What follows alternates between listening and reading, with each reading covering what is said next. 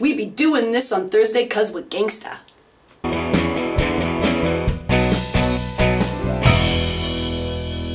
Hi everybody, this is Megan missdivinestalls coming at you on Wednesday night, soon to be Thursday morning at Equally Awesome. First, I would like to say a nice welcome to Winterwin and Gameo as our two newest members. It's going to be awesome to have you guys and filling out the rest of the week.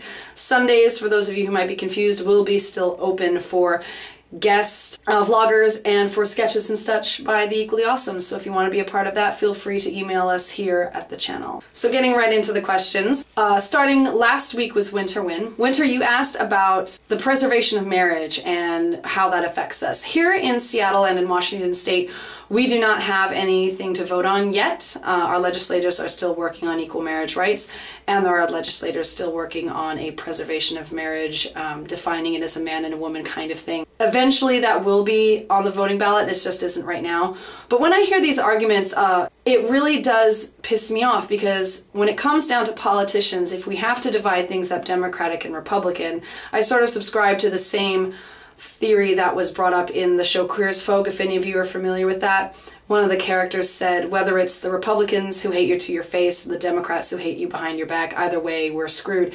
And I really do believe that. So often we know where the Republicans stand on this kind of thing, but so many Democrats will sort of say it in passing, but when it comes to a public arena like we had at the recent debates, they'll say, oh no, I'm not for that. I would be interested in learning more about civil unions, but I'm not for full-on marriage, which, as anyone with two brain cells to rub together knows, separate is not equal. Therefore, I find it more of a slap in the face coming from Democratic candidates than I do from Republican ones.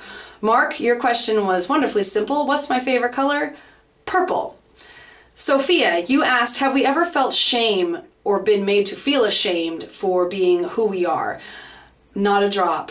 Not even half a drop. I have always been the target of ridicule growing up. I was teased and bullied relentlessly growing up, and I have had some people try to make me feel bad for being out and being so open as I am. But I feel no shame about it at all. I did not feel shame when my mother didn't speak to me for a month after coming out. I did not feel shame when she told my sister over the phone a couple days after I came out to her. I never felt shame about who I was when anyone put me down in school or growing up. I didn't feel shame when my sister didn't invite me to her wedding because she thought I would embarrass her. Bob, you asked, was there someone for whom we may have had a great amount of affection, but we maybe needed to let them go, or we did let them go and are trying to rekindle that relationship? And how did we deal with that? Yes, there was. My ex-girlfriend and I were together off and on for 3 years, and it was a very difficult relationship, to put it nicely. And I put up with it and put up with it and put up with it, and even though I had a lot of red flags going off in my mind, I just couldn't bring myself to break up with her because there were so many feelings. Decided that it had to end for my own safety and well-being. So that'll bring me to my question for the week. Thank you to everyone who's been wishing me well on the 5K. It was a really great experience in spite of some of the setbacks.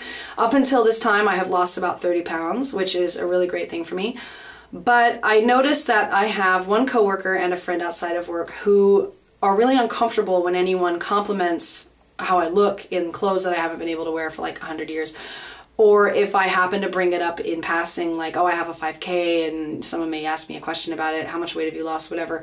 And I feel really bad because I've been there. I've been big. My biggest was, I was a size 16. But I feel really bad. I don't want them to feel uncomfortable. I don't want them to feel, you know, put off by anyone bringing it up. It's not that I want to parade and I go around bragging about it all the time, because I don't. But it makes me feel sad that they, you know, feel so uncomfortable about it because of their own insecurities. So my question for you guys is, have you ever had a success of which someone, like a friend or a coworker or someone, may have been jealous, and how did you guys deal with that? I'm just curious if that's ever happened to anyone else. Again, welcome to Winter and Gameo. This has been Missdivinestalls, and I will look forward to the videos tomorrow. Bye.